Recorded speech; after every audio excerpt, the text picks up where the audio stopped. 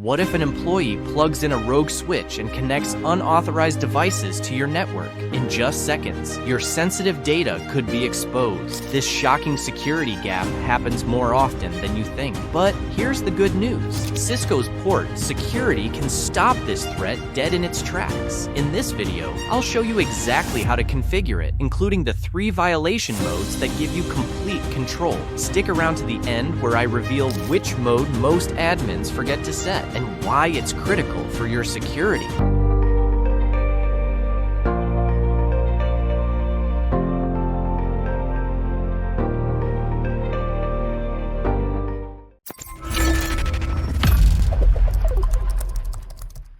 Switch Port Security.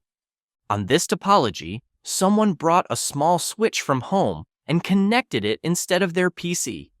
He then connected his desktop PC and a laptop. In this case, our Cisco switch will learn the MAC address of PC A and that of the laptop through its fast Ethernet 0.1 interface.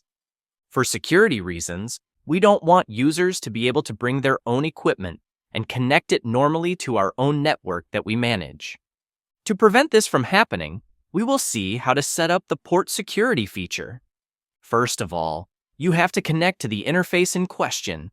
Here, it will be the fast Ethernet 0.1 interface. Then, the switch port security command enables port security. And the switch port security maximum 1 command allows only one MAC address to connect to that port. After that, we have 2 options.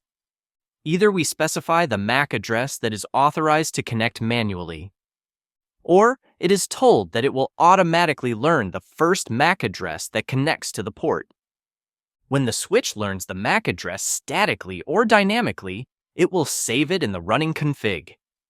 By default, as soon as a violation occurs, i.e. a MAC address is not authorized to this connection, the switch will automatically disable the port by shutting it down.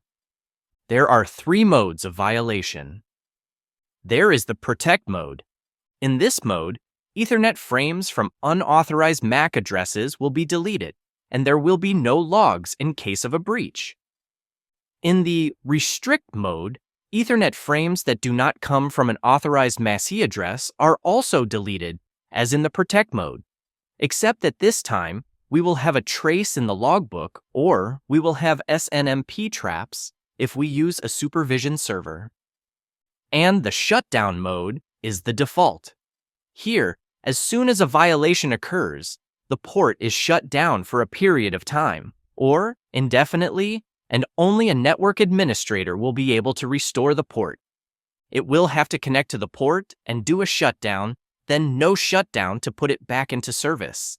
To set the time lapse yourself, you have to type this command. By default, it's set to 0, and here we change it to 10 minutes. To configure one of the 3 violation modes, type the command switch port security violation and one of the 3 violation keywords: Protect, Restrict, or Shutdown.